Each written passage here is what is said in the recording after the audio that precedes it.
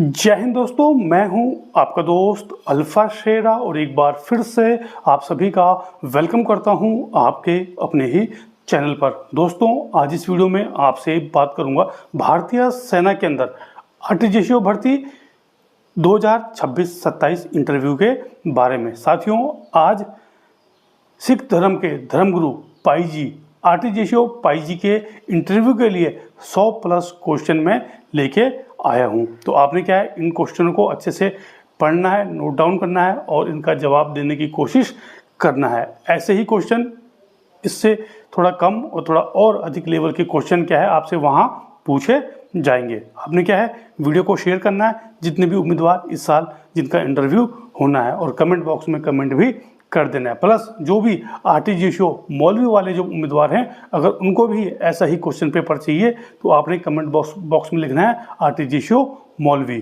तो मैं आप लोगों के लिए भी इंटरव्यू के लिए एक ऐसा ही सेट तैयार कर दूंगा, और जब तक आप लोगों का इंटरव्यू नहीं होता है ऐसे ही सेट आपको मिलते रहेंगे, जिससे क्या है आपको एक आइडिया मिलेगा कि सवाल किस टाइप के वहाँ पे पूछे जाते हैं, किस तरीके से आपने अपने आप को मेंटली रूप से प्रिपेयर करना है और अपनी नॉलेज को बढ़ाना है। तो चलते हैं लैपटॉप स्क्रीन की तरफ और देखते हैं क्वेश्चंस।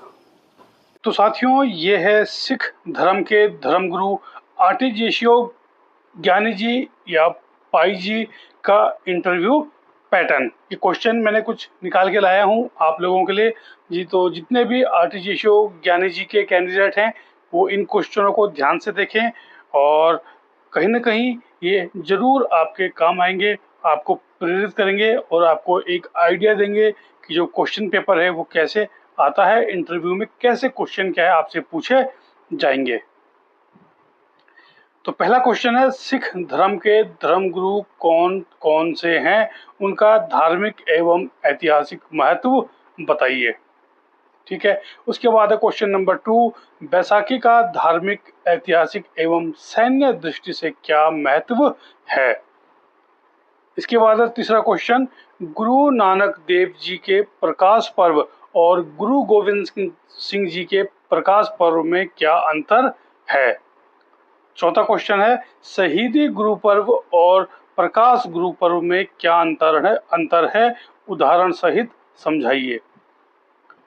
अगला क्वेश्चन है, अखंड पाठ, सहज पाठ और संपूर्ण पाठ में क्या अंतर है, किन परिस्थितियों में कौन सा पाठ कराया जाता है। अगला क्वेश्चन है, नगर कीर्तन क्या है, इसके आयोजन की मुख्य मर्यादाएं क्या है। अगला क्वेश्चन है, निशान साहिब का धार्मिक महत्व क्या है, इसे बदलने की प्रक्रिया कब और कैसे होती है। ठीक है। इसके बाद है अगला क्वेश्चन, गुरुद्वारे में प्रवेश करते समय किन धार्मिक मर्यादाओं का पालन करना आवश्यक है। इसके बाद है अगला क्वेश्चन, गुरु ग्रंथ साहिब के प्रकाश और सुखासन की पूरी प्रक्रिया क्रमवार बताइए। इसके बाद है अगला क्वेश्चन, अरदास का महत्व क्या है और किन किन अवसरों पर विशेष अरदास की जाती है। क्वेश्चन नंबर 11 है, आनंद कारज सिख विवाह की प्रमुख धार्मिक प्रक्रियाएं क्या है। क्वेश्चन नंबर 12 है, अमृत संचार क्या है और इसके धार्मिक एवं आध्यात्मिक महत्व को स्पष्ट कीजिए। क्वेश्चन नंबर 13 है, 5 प्यारों की भूमिका केवल अमृत संचार तक सीमित है या आज भी उनका प्रतीकात्मक महत्व है। क्वेश्चन नंबर 14 है, लंगर की परंपरा की शुरुआत किसने की, इसका सामाजिक एवं आध्यात्मिक महत्व क्या है। क्वेश्चन नंबर 15 है, गुरु पर्व के आयोजन में सेवा का क्या महत्व है। क्वेश्चन नंबर 16 है, यदि कोई व्यक्ति गुरुद्वारे की मर्यादा का उल्लंघन करे तो उसे किस प्रकार समझाया जाना चाहिए। नेक्स्ट क्वेश्चन है, सिख धर्म में सेवा, संगत और पंगत की अवधारणा क्या है, इनके व्यवहारिक महत्व को स्पष्ट कीजिए। क्वेश्चन नंबर है 18, होला मोहल्ला क्या है, इसका इतिहास तथा वर्तमान समय में महत्व बताइए। क्वेश्चन नंबर 19 है, यदि इंटरव्यू बोर्ड आपसे पूछे कि सिख धर्म के धार्मिक समारोह सैनिक जीवन को कैसे प्रेरित करते हैं तो आपका क्या उत्तर होगा। इसके बाद अगला क्वेश्चन, क्वेश्चन नंबर 20, आपके विचार में सिख धर्म का कौन सा धार्मिक आयोजन भारतीय सेना के प्रत्येक सैनिक के लिए सबसे अधिक प्रेरणादायक है और क्यों।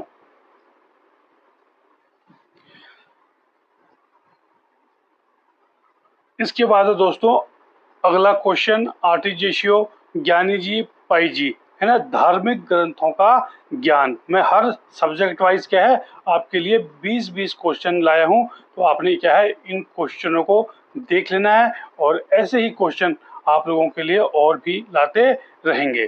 ठीक है, तो इसमें पहला क्वेश्चन है, गुरु ग्रंथ साहिब जी को जीवित गुरु क्यों माना जाता है, इसके धार्मिक एवं व्यवहारिक आधार स्पष्ट कीजिए। अगला क्वेश्चन है, गुरु ग्रंथ साहिब जी और दशम ग्रंथ में क्या अंतर है, दोनों का सिख धर्म में क्या स्थान है। नेक्स्ट क्वेश्चन है, जपजी साहिब को सिख धर्म की आधारभूत वाणी क्यों कहा जाता है, इसके मुख्य संदेश बताइए। अगला क्वेश्चन है क्वेश्चन नंबर 4, एक ओंकार सतनाम का दार्शनिक अर्थ क्या है, इसे सैनिक जीवन से कैसे जोड़ सकते हैं। नेक्स्ट क्वेश्चन है, गुरु नानक देव जी की कौन कौन सी शिक्षाएं आज के सैनिक जीवन में सबसे अधिक प्रासंगिक है। नेक्स्ट क्वेश्चन है, गुरु अर्जुन देव जी और गुरु तेग बहादुर जी के बलिदानों में क्या समानता और क्या अंतर है। नेक्स्ट क्वेश्चन है, गुरु गोविंद सिंह जी द्वारा खालसा पंथ की स्थापना के पीछे क्या उद्देश्य था, उसका वर्तमान सेना पर क्या प्रभाव दिखाई देता है। नेक्स्ट क्वेश्चन है, संत सिपाही की अवधारणा क्या है, क्या यह आधुनिक सैनिक के लिए भी प्रासंगिक है। नेक्स्ट क्वेश्चन है, गुरुबाणी में सेवा और सिमरन का क्या महत्व है, सैनिक जीवन में इनका उपयोग कैसे हो सकता है। अगला क्वेश्चन है, यदि कोई व्यक्ति कहे कि धर्म केवल पूजा पाठ तक सीमित है तो आप गुरुबाणी के आधार पर उसे कैसे समझाएंगे। अगला क्वेश्चन है, 5 कंकारों का केवल धार्मिक ही नहीं बल्कि नैतिक एवं व्यवहारिक महत्व भी बताइए। अगला क्वेश्चन है, सर्वदा भला का वास्तविक अर्थ क्या है, इसे भारतीय सेना की कार्यशैली से कैसे जोड़ेंगे। अगला क्वेश्चन है, गुरु ग्रंथ साहिब जी में अन्य संतों और भक्तों की वाणी को क्यों शामिल किया गया, इससे क्या संदेश मिलता है। क्वेश्चन नंबर 14 है, यदि कोई सैनिक पूछे कि युद्ध और मानवता एक साथ कैसे चल सकते हैं तो आप गुरु वाणी के आधार पर क्या उत्तर देंगे। अगला क्वेश्चन है, सुखमनी साहिब का मुख्य संदेश क्या है, तनावग्रस्त सैनिक के लिए यह किस प्रकार उपयोगी हो सकती है। क्वेश्चन नंबर 16 है, सिख धर्म में समानता की अवधारणा किन उदाहरणों से स्पष्ट होती है। इसके बाद अगला क्वेश्चन नंबर 17, गुरु ग्रंथ साहिब जी में वर्णित 3 प्रमुख जीवन सिद्धांत कौन से हैं और उनका व्यवहारिक महत्व बताइए। क्वेश्चन नंबर 18 है, यदि इंटरव्यू बोर्ड आपसे पूछे क्या केवल धार्मिक ज्ञान होना किसी आर्टिजेशियो के लिए पर्याप्त है तो आपका उत्तर क्या होगा। इसके बाद अगला क्वेश्चन नंबर 19, गुरुबाणी के अनुसार एक आदर्श नेता के क्या गुण होने चाहिए। और अगला क्वेश्चन है क्वेश्चन नंबर 20, आपके विचार में गुरु ग्रंथ साहिब जी का कौन सा संदेश भारतीय सेना के प्रत्येक संदेश को अपनाना चाहिए और क्यों? इसके बाद दोस्तों ये कुछ मोटिवेशनल जो लेवल है उसके बारे में ये क्वेश्चन है। तो पहला क्वेश्चन है, सैनिक का मनोबल किन प्रमुख तत्वों पर निर्भर करता है? इनमें धार्मिक शिक्षक की क्या भूमिका हो सकती है? अगला क्वेश्चन है, यदि कोई सैनिक लगातार ऑपरेशनल ड्यूटी के कारण मानसिक रूप से थका हुआ दिखाई दे तो आप उसे प्रेरित करने के लिए क्या सुझाव देंगे? नेक्स्ट क्वेश्चन है, आपके अनुसार भय और साहस में क्या अंतर है? एक सैनिक में साहस कैसे विकसित किया जा सकता है? अगला क्वेश्चन है, क्या केवल धार्मिक प्रवचन देकर सैनिक का मनोबल बढ़ाया जा सकता है? अपने उत्तर का तर्क दीजिए। क्वेश्चन नंबर 5 है, एक अच्छे सैन्य नेता और एक अच्छे धार्मिक नेता में कौन कौन से समान गुण होने चाहिए? मतलब एक मिलिट्री लीडर और एक रिलीजियस जो लीडर है उसमें कौन कौन से गुण क्या है एक जैसे होने चाहिए? क्वेश्चन नंबर 6 है, यदि कोई सैनिक कहे अब मुझसे नौकरी नहीं होगी तो आप उसे कैसे और किस प्रकार प्रेरित करेंगे?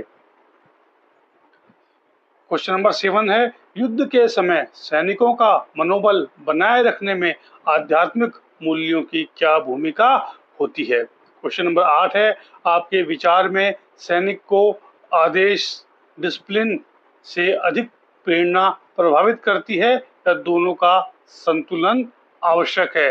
कारण सहित बताइए। मतलब सैनिक को आदेश जो डिसिप्लिन है से अधिक प्रेरणा मोटिवेशन उसको प्रभावित करती है या दोनों का संतुलन आवश्यक है? मतलब डिसिप्लिन और मोटिवेशन में क्या जरूरी है? ठीक है, इसका कारण बताइए। क्वेश्चन नंबर 9 है, यदि यूनिट में लगातार तनावपूर्ण वातावरण हो तो मनोबल बढ़ाने के लिए आप किन उपायों का सुझाव देंगे? क्वेश्चन नंबर 10 है, यदि एक सैनिक को देशभक्ति और कर्तव्य निष्ठा के बीच क्या संबंध समझाना चाहिए? क्वेश्चन नंबर 11 है, यदि किसी जवान का आत्मविश्वास लगातार असफलताओं के कारण कम हो जाए तो उसे दोबारा आत्मविश्वासी कैसे बनाया जाए? क्वेश्चन नंबर 12 है, लीड बाय एग्जाम्पल, स्वयं उदाहरण बनकर नेतृत्व करना का क्या अर्थ है? सेना में इसका महत्व स्पष्ट कीजिए। क्या एक धार्मिक शिक्षक सैनिकों में नेतृत्व क्षमता विकसित करने में योगदान दे सकता है? यदि हाँ तो कैसे? यदि किसी सैनिक को व्यक्तिगत समस्या के कारण ड्यूटी में रुचि न रहे तो उसे प्रेरित करने का आपका क्या तरीका होगा? इसके बाद अगला क्वेश्चन है, आपके जीवन का ऐसा कौन सा सिद्धांत है जो आपको कठिन परिस्थितियों में भी आगे बढ़ने की प्रेरणा देता है? क्वेश्चन नंबर 16 है, भारतीय सेना का आदर्श वाक्य सर्विस बिफोर सेल्फ सैनिकों को किस प्रकार प्रेरित करता है? इसके बाद अगला क्वेश्चन है, यदि कोई सैनिक अपनी गलती स्वीकार करने से इनकार करे तो उसे सही मार्ग पर लाने के लिए आप क्या सुझाव देंगे? इसके बाद अगला क्वेश्चन, आपके अनुसार एक आर्टिजेशियो ज्ञानी जी में कौन कौन से ऑफिसर लाइक क्वालिटीज होना आवश्यक है? सैनिक जीवन में मोटिवेशन अधिक महत्वपूर्ण है या अनुशासन? अपने उत्तर का औचित्य बताइए। यह भी पहले भी क्वेश्चन इस टाइप का ही आया था। अगला क्वेश्चन है, यदि इंटरव्यू बोर्ड आपसे पूछे हम आपको आर्टिजेशियो ज्ञानी जी क्यों चुने तो आपका उत्तर क्या होगा?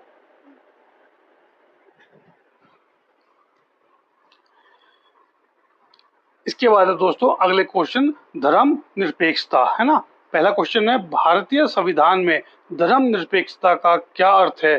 क्या इसका अर्थ धर्म से दूरी बनाना है? स्पष्ट कीजिए। अगला क्वेश्चन है, भारतीय सेना को धर्म निरपेक्ष संस्था क्यों कहा जाता है? अपने उत्तर को उदाहरण सहित स्पष्ट कीजिए। इसके बाद है अगला क्वेश्चन, सर्वधर्म समभाव और धर्मनिरपेक्षता में क्या अंतर है? अगला क्वेश्चन है, यदि यदि एक यूनिट में दो अलग अलग धर्मों के सैनिक किसी धार्मिक विषय पर विवाद करने लगे तो स्थिति को शांत करने के लिए आपके क्या सुझाव होंगे? अगला क्वेश्चन है, क्या एक धार्मिक शिक्षक आर्टिजेशियो धर्मनिरपेक्ष हो सकता है? अपने उत्तर का तर्क दीजिए। इसके बाद अगला क्वेश्चन, भारतीय संविधान के कौन कौन से अनुच्छेद धार्मिक स्वतंत्रता से संबंधित है? उनका संक्षिप्त वर्णन कीजिए। क्वेश्चन नंबर 7 है, यदि किसी सैनिक को उसकी धार्मिक आस्था के कारण भेदभाव महसूस हो तो ऐसी स्थिति को कैसे संभाला जाना चाहिए? इसके बाद अगला क्वेश्चन, क्या सेना में सभी धर्मों के धार्मिक स्थलों और धार्मिक शिक्षकों का समान महत्व है? कारण सहित बताइए। इसके बाद अगला क्वेश्चन, धार्मिक स्वतंत्रता और सैन्य अनुशासन में यदि कभी टकराव की स्थिति बने तो प्राथमिकता किसको देनी चाहिए और क्यों? क्वेश्चन नंबर 10 है, भारतीय सेना में धार्मिक सौहार्द बनाए रखने के लिए कौन कौन सी व्यवस्थाएं हैं? क्वेश्चन नंबर 11 है, यदि कोई सैनिक किसी दूसरे धर्म के प्रति अपमानजनक टिप्पणी करे तो उसका उस यूनिट पर क्या प्रभाव पड़ सकता है? अगला क्वेश्चन है, क्या किसी सैनिक को धार्मिक आधार पर आदेश मानने से इनकार करने का अधिकार है? अपने उत्तर का औचित्य बताइए। क्या किसी सैनिक को धार्मिक आधार पर आदेश मानने से इनकार करने का अधिकार है? आपने अपने उत्तर का औचित्य बताइए। इसका आंसर दोस्तों आपने कमेंट बॉक्स में कमेंट करना है। फिर मैं आपको बताऊंगा, अभी हाल में ही ऐसा ही एक केस हुआ था जिसमें एक फौज के एक अधिकारी का कोर्ट मार्शल हो गया था। इसके बाद है दोस्तों क्वेश्चन नंबर 13, भारतीय सेना का आदर्श वाक्य धर्म से ऊपर राष्ट्र किस भावना को व्यक्त करता है? क्वेश्चन नंबर 14 है, एक आर्टिजेशियो ज्ञानी जी अन्य धर्मों के सैनिकों का विश्वास कैसे जीत सकता है? क्वेश्चन नंबर 15 है, धार्मिक विविधता भारतीय सेना की ताकत कैसे बनती है? क्वेश्चन नंबर है 16। अगला क्वेश्चन है 16, यदि इंटरव्यू बोर्ड पूछे क्या धार्मिक पहचान कभी सैन्य एकता पर प्रभाव डाल सकती है तो उत्तर आपका क्या होगा? अगला क्वेश्चन है, संविधान संविधान संविधान द्वारा प्रदत्त धार्मिक स्वतंत्रता और सेना के अनुशासन में संतुलन कैसे बनाया जाता है? क्वेश्चन नंबर 18 है, क्या आपको लगता है कि भारतीय सेना की सर्वधर्म स्थल की अवधारणा विश्व के लिए एक उदाहरण है? आप अपना विचार दीजिए। इसके बाद क्वेश्चन नंबर 19, एक आर्टिजेशियो के लिए संविधान का ज्ञान धार्मिक ज्ञान जितना ही आवश्यक क्यों है? इसके बाद अगला क्वेश्चन, यदि आपसे पूछा जाए राष्ट्र पहले या धर्म पहले तो आप एक सैनिक और धार्मिक शिक्षक के रूप के दृष्टिकोण को एक धार्मिक तो आप एक सैनिक और धार्मिक शिक्षक के दृष्टिकोण से संतुलित उत्तर कैसे देंगे? इसके बाद दोस्तों आपका सेल्फ, जो आपकी सेल्फ से वो पूछेंगे। पहला क्वेश्चन है उसमें, अपना संक्षिप्त परिचय दीजिए। ये शुरू जब आप जाओगे तो सेल्फ के आपका शुरू में ही हो जाएगा। आप अपना संक्षिप्त परिचय दीजिए। इस पद के लिए आपकी सबसे बड़ी विशेषता क्या है?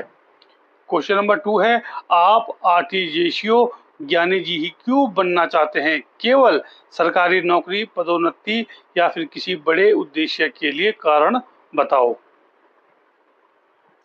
यदि चयन बोर्ड कहे कि आप इस पद के योग्य नहीं हैं तो आपकी पहली प्रतिक्रिया क्या होगी? देखिए, बहुत ही बढ़िया क्वेश्चन पूछा है। यदि चयन बोर्ड पूछे कि क्या आप इस पद के योग्य नहीं हैं तो आपकी पहला जो आपका रिएक्शन है वो क्या होगा? इसके बाद दोस्तों, आपकी 3 सबसे बड़ी शक्तियां और 3 सबसे बड़ी कमियां क्या है? आपने अपनी कमियों को दूर करने के लिए क्या प्रयास किया है?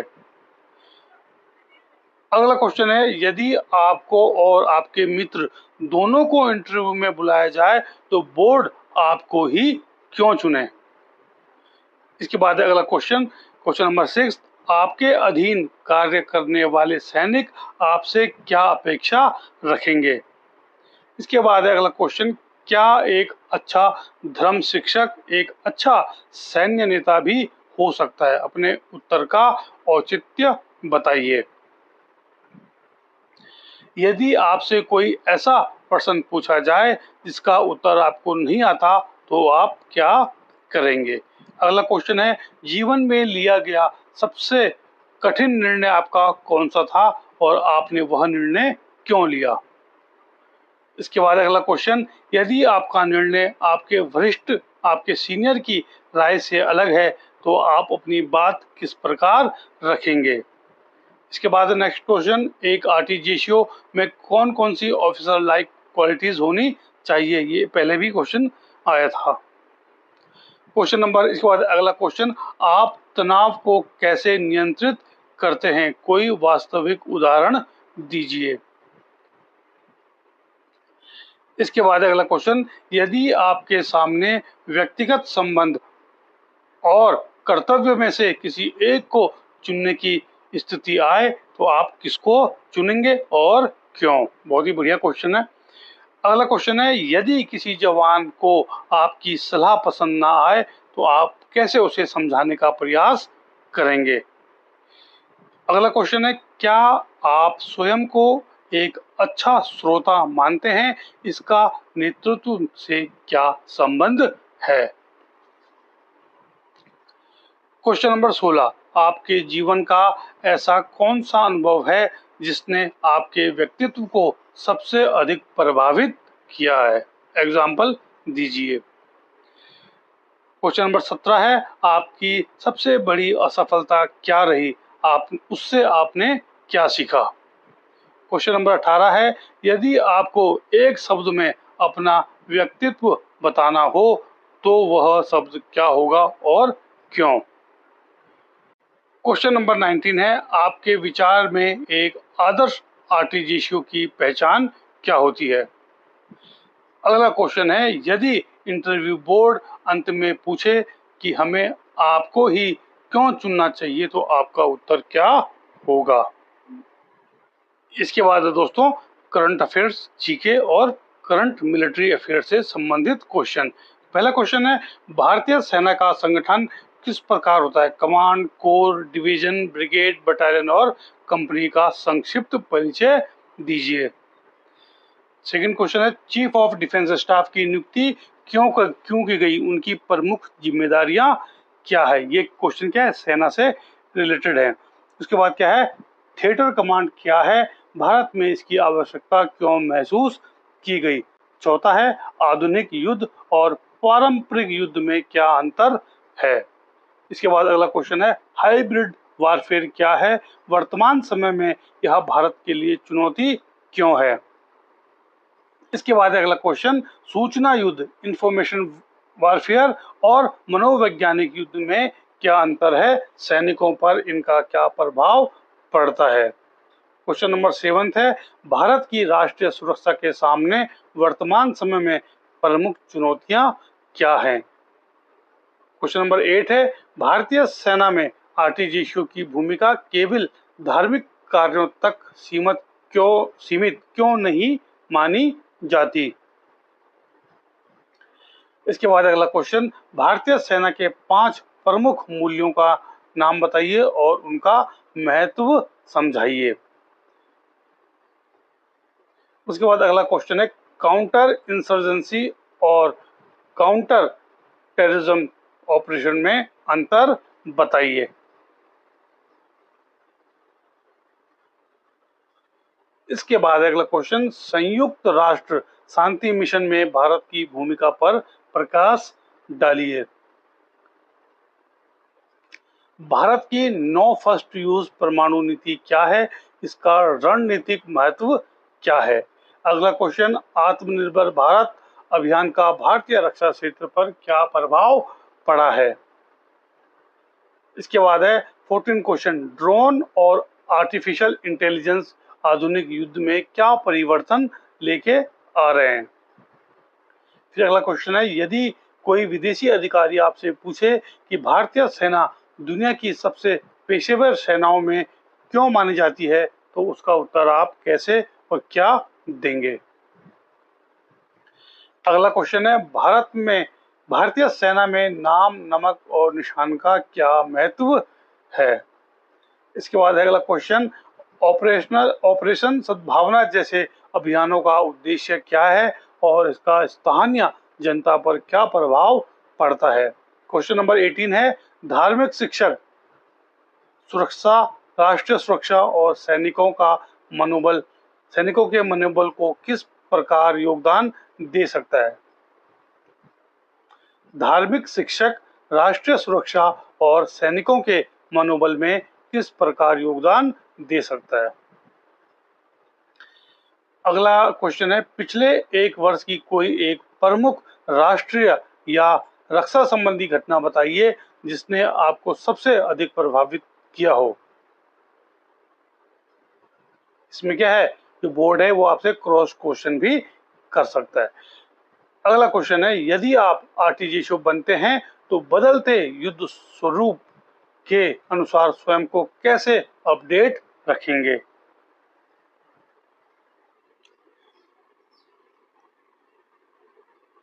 इसके बाद दोस्तों, ये जो कुछ साइकोलॉजी के है ना, वो क्वेश्चन मैं आपके लिए बना के लाया हूँ। तो पहला क्वेश्चन है, यदि कोई सैनिक ऑपरेशन के बाद असामान्य रूप से शांत रहने लगे, लोगों से मिलना जुलना बंद कर दे, अकेले रहना पसंद करे, तो आप उसके व्यवहार का कैसे आंकलन करेंगे।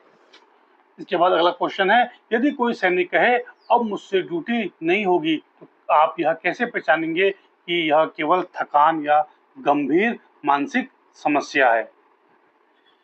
यदि किसी जवान का सबसे करीबी साथी ऑपरेशन में शहीद हो जाए और उसके व्यवहार में अचानक परिवर्तन आ जाए, तो आप उसकी काउंसलिंग कैसे करेंगे। क्या धार्मिक आस्था सैनिकों को मानसिक तनाव से उबरने में सहायता कर सकती है, यदि हाँ तो किस सीमा तक। अगला है, यदि कोई सैनिक अपने वरिष्ठ अधिकारियों के प्रति नकारात्मक सोच विकसित करने लगे, तो उसके संभावित कारण क्या हो सकते हैं। अगला क्वेश्चन है, यदि कोई जवान बार बार अनुशासनहीनता कर रहा है, तो क्या यह केवल अनुशासन की समस्या है या उसके पीछे कोई मनोवैज्ञानिक कारण भी हो सकता है, स्पष्ट कीजिए। इसके बाद कम्बार्ड स्ट्रेस है ना, एंजाइटी और पीटीएसडी में क्या अंतर है, संक्षेप में बताइए। यदि किसी सैनिक को बार बार असफलता मिलने के कारण उसका आत्मविश्वास कम हो जाए, तो उसे पुनः प्रेरित करने के लिए आप क्या सुझाव देंगे। इसके बाद अगला क्वेश्चन है, यदि कोई सैनिक कहे भगवान ने मेरे साथ न्याय नहीं किया, तो आप उससे किस प्रकार संवाद करेंगे। एक अच्छे मिलिट्री काउंसलर में कौन कौन से गुण होने चाहिए। यदि यूनिट में लगातार तनावपूर्ण वातावरण हो, तो सैनिकों के मानसिक स्वास्थ्य को बेहतर बनाने के लिए आप क्या सुझाव देंगे। यदि कोई सैनिक व्यक्तिगत और पारिवारिक समस्याओं के कारण ड्यूटी पर ध्यान न दे पा रहा हो, तो आप उसका कैसे मार्गदर्शन करेंगे। यदि किसी सैनिक में आत्महत्या के प्रारंभिक संकेत दिखाई देते हैं, तो सबसे पहले क्या किया जाना चाहिए। अगला क्वेश्चन है, क्या हर समस्या का समाधान धार्मिक परामर्श से संभव है। अपने उत्तर का औचित्य मतलब कारण बताइए। अगला क्वेश्चन है, यदि दो सैनिकों के बीच व्यक्तिगत विवाद पूरे प्लाटून के वातावरण को प्रभावित करने लगे तो आप समाधान के लिए क्या सुझाव देंगे? अगला क्वेश्चन है, एक आर्टिजियो सैनिकों का विश्वास कैसे जीत सकता है? अगला क्वेश्चन है, आपके अनुसार सैनिकों में मानसिकता दृढ़ता इसके बाद है अगला क्वेश्चन, आपके अनुसार सैनिकों में मानसिक दृढ़ता विकसित करने के सबसे प्रभावी उपाय क्या हैं? इसके बाद अगला क्वेश्चन, यदि कोई सैनिक धार्मिक कर्मकांडों में रुचि न रखता हो तो क्या आप उसे मजबूर करेंगे? अपने उत्तर का कारण बताइए।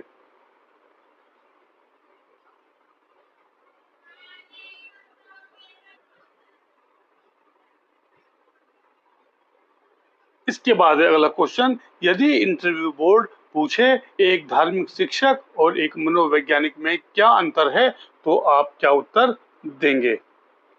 इसके बाद अगला क्वेश्चन, आपके विचार में आर्टिजियो की सबसे महत्वपूर्ण भूमिका धार्मिक अनुष्ठान कराना है या सैनिकों के मनोबल और मानसिक स्वास्थ्य को मजबूत करना? अपने उत्तर का तर्क दीजिए। ठीक है, तो दोस्तों ये थे आर्टिजियो ज्ञानी जी के लिए जो कुछ इंटरव्यू के क्वेश्चन। आपने इस वीडियो को अच्छे से देखा होगा, समझा होगा और क्वेश्चन नोट किए होंगे। बाकी आपका कोई डाउट है, कोई शक है तो कमेंट बॉक्स में आप कमेंट करके मुझसे पूछ सकते हैं।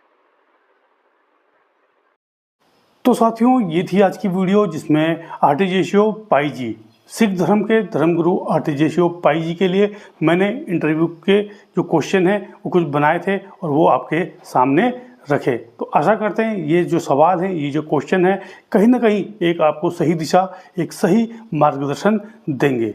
ठीक है, बाकी बने रहें चैनल के साथ। भारतीय सेनाओं और CAPF भर्तियों से संबंधित सभी प्रकार की जानकारी के लिए चैनल को शेयर, लाइक और सब्सक्राइब करना भूलें। जय हिंद, जय भारत, वंदे मातरम।